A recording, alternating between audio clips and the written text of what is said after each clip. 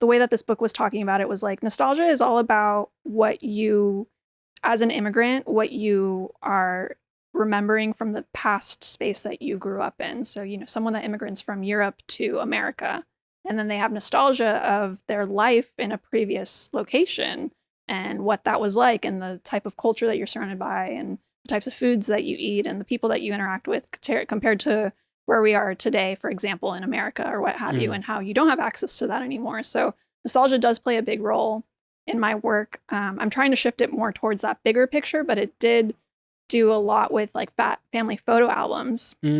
So when my parents moved, my parents and my sister, I scanned a bunch of like photos from my parents' photo albums, and I thought a lot about like who I was during that time, being surrounded by all these objects. And I'm the firstborn of my parents, so I'm the oldest sister. And so they gave me everything. When you're the firstborn, your parents want like to just totally invest in you 100%. So there's so many photos of me as a kid, like every single day practically.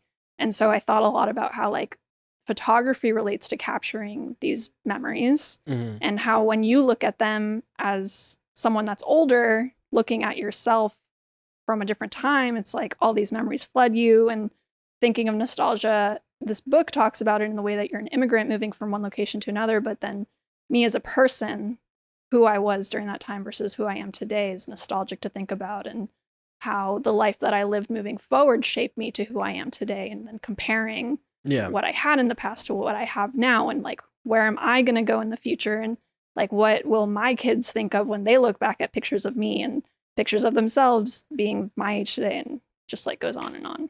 Yeah, well, it is interesting because to some degree it's like the 80s doesn't exist anymore either. Sure. Oh man, we're moving forward. Right? Like whatever that was, there's no going back. It doesn't exist. It's like that Beatles song.